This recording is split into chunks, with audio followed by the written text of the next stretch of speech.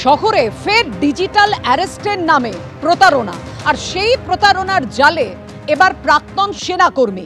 কি অভিযোগ উঠেছে তার বিরুদ্ধে এবং যিনি অভিযোগকারী তিনি ঠিক কি অভিযোগ করেছেন?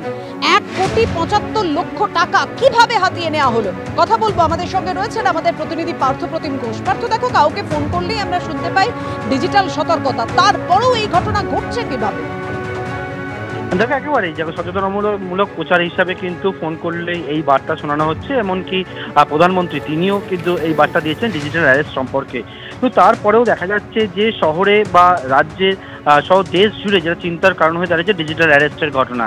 কয়েকদিন আগে নিউটাউন থানায় একটি অভিযোগ দায়ের হয় এবং সেই অভিযোগে যে অ্যামাউন্টের কথা বলা হচ্ছে সেটা যে 1,75,00,000 টাকা হাতিয়ে নেওয়ার অভিযোগ। এবং সেই অভিযোগ কে করেন? সেই অভিযোগ করেন সেনার এক প্রাক্তন সেনার কর্মী। এবং যে অভিযোগটা করেন নিউটাউনে তিনি বাড়িতে ছিলেন এবং সেই সময় একটা ভিডিও কল আসে এবং কল করে ওনাকে বলা হয় যে ওনাকে গ্রেপ্তার করা হবে এবং মানি লন্ডারিংয়ের একটা মামলায় তার নাম জড়িয়ে রেখেছে। এবং তিনি ভয় পেয়ে যান এবং সেই ভয় পেয়ে যাওয়ার পরবর্তীকালে তাকে হাউস অ্যারেস্ট করা হচ্ছে বলে বলা হয় এবং তারপর 1,75,00,000 টাকা দফায় দফায় তুলে নেওয়া হয়। এই ঘটনার তদন্তে যখন পুলিশ নামে এবং বিধাননগর কমিশনারের সাইবার সেকশন তারা তদন্তে নামে, বিধাননগর পুলিশের গোয়েন্দা বিভাগ তদন্তে নামে এবং সেই তদন্তে নেবে গুজরাটের সুরাট থেকে একজনকে গ্রেপ্তার করা হয়েছে। এবং এই যে গ্রেপ্তারিটা হলো সেটা জানা যাচ্ছে যে এই টাকাগুলো যখন যাচ্ছে সেই টাকা কিন্তু কোনো একটা অ্যাকাউন্টে নয়, বিভিন্ন যে অ্যাকাউন্ট সেই অ্যাকাউন্টে ছড়িয়ে পড়ছে। সেই রকমই জানা যায় যে সেই টাকা থেকে সোনা কেনা হয়েছিল, সেই যে টাকা ট্রানজাকশন হয় সেই সূত্র ধরে গুজরাটের সুরাট থেকে একজনকে গ্রেপ্তার করা হয়েছে। কিন্তু অন্তকারীরা মনে করছেন এর জাল শুধুমাত্র একজনের সীমাবদ্ধ নয়, এই জাল একেবারে বহুদূর পর্যন্ত বিস্তৃত। আদৌ এই জাল অবধি পৌঁছানো যাবে কিনা, গোড়া অবধি পৌঁছানো যাবে কিনা সেটাই ভাবাচ্ছে গোয়েন্দাদেরকে। এবং সেই মতোই একজনের গ্রেপ্তার করা হয়েছে, তাকে কাস্টাডিতে নিয়ে পুলিশ এখন জানার চেষ্টা করছে যে এর পিছনে আরও কারা কারা রয়েছে। কিন্তু একটা অভিযোগ না, এরকম পর একের পর এক অভিযোগ সামনে আসছে। কখনো নিউটাউন, কখনো দমদম, কখনো গড়িয়াহাট, কখনো বাগুইয়াটি, এইরকম জায়গা থেকে কিন্তু একের পর এক যে অভিযোগের পাহাড় ক্রমশ বাড়তে শুরু করেছে, জমতে শুরু করেছে। কাপিয়া যত কাণ্ড ডায়মন্ড হারবারের মেডিকেল কলেজে চিকিৎসাধীন এক কিশোরীকে আপনাদের জানিয়ে রাখি, এক নাবালিকাকে তাকে যখন শ্লীলতাহানি করা হয়, যে অভিযোগ সামনে আসে, তারপর আজকে আক্রান্ত হলেন চিকিৎসক। তরুণের মৃত্যুতে উত্তেজনা ডায়মন্ড হারবার মেডিকেলে।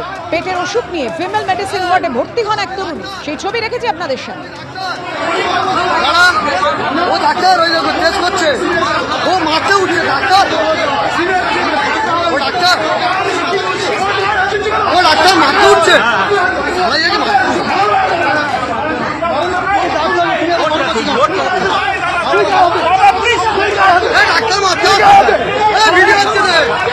বাবু ডক্টর আবু বকর সিদ্দিকী উনি আমাদের সঙ্গে ফোনে যোগাযোগ করেছেন।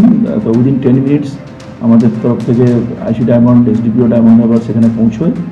ওখানে যেটা আমরা জানতে পারলাম যে রোহিণী তারুন্নুম বলে একটি 19 বছরের মেয়ে, তার C was suffering from lower abdominal TB, যেটুকু আমরা পেয়েছি টিউবারকুলোসিস, সেটাতে তার মৃত্যু হয়। এবং তারপরে ন্যাচারালি তার যারা বাড়ির লোকেরা, যেহেতু একটা খুব প্রিম্যাচিওর ডেথ, একটুখানি দেওয়ার অ্যাগ্রিগেটেড এক্সাসপারেটেড, তাদের কিছু নেগলিজেন্স ইত্যাদি বক্তব্য ছিল। কিন্তু যেটাই হোক, যেহেতু তারা একটা আনওয়ান্টেড এবং আনওয়ারেন্টেড বিহেভিয়ার তাদের পার্টে ছিল, এরা যেভাবে ট্রেসপাস করেছে, এবং এটা যে ভিডিওটা আমরা পেয়েছি আর কি, যেখানে এক ধরনের একটা হটটক ছিল, এক ধরনের একটা ইন্টিমিডেশন ছিল। তো ন্যাচারালি আমরা ডাক্তারবাবুর কমপ্লেন অনুযায়ী আমরা তৎক্ষণাৎ দুজনকে আমরা অ্যারেস্ট করি।